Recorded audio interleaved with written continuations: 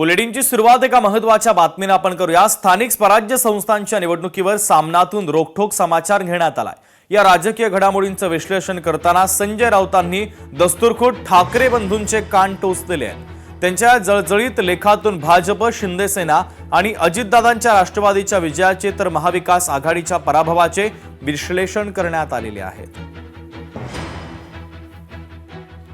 मी कान नाही टोचले, मी माझ्या भावना व्यक्त केल्यात। लोकांच्या भावना आहेत की यापुढे स्थानिक स्वराज्य संस्थांच्या निवडणुका विरोधी पक्षाने, जोपर्यंत आम्ही विरोधी पक्षात आहोत तोपर्यंत प्रत्येक निवडणूक आम्ही गांभीर्याने घेतलीच पाहिजे, ही सगळ्यांची भूमिका आहे। मी लिहिणारा माणूस आहे, बोलणारा माणूस आहे, मी लिहिलं आणि बोललो। राऊतांनी उद्धव ठाकरेंना घरचा आहेर दिला। फडणवीस राज्य पालथं घालत होते, मुख्यमंत्री एवढं फिरू शकतात तर ठाकरे का नाही? महायुतीची राऊतांआडून ठाकरेंवर आता टीका आहे।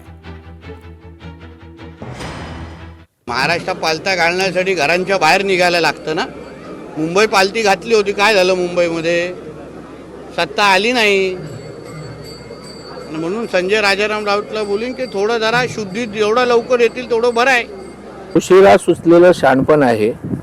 संजय राऊतना आता उपरती झाली। मुख्यमंत्री असताना मातोश्रीत बसून उद्धवजी होते तेव्हाही जरा घराबाहेर पडले असते। आणि नेतृत्व हे ग्राउंडवर असावं लागतं।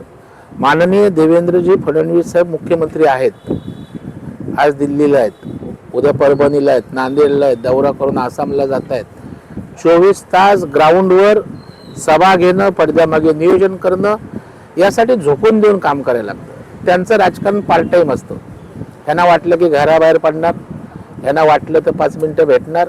आता ते दिवस संपलेले आहेत। वेडे झालेले लोक आहेत। महाविकास आघाडीमध्ये अशा पद्धतीचे लोक आहेत।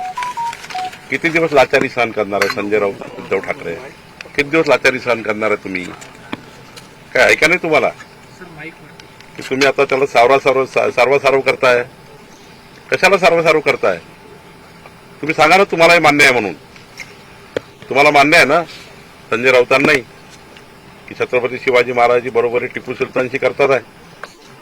इतकी लाचारी महाविकास आघाडी टिकवण्याकरता निघाला पाहिजे बाहेर उद्धव ठाकरेजींनी। पालथा घातला असता तर ना, आता ग्रामपंचायतीच्या निवडणुकीला घाला।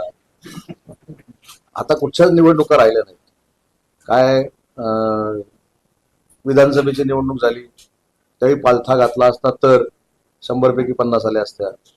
नंतर कुठची निवडणूक झाली, नगरपालिका झाली, 8 नगराध्यक्ष निवडून आले, त्यातले 3 आता आमच्या सोबत येतात, म्हणजे 5 राहिले।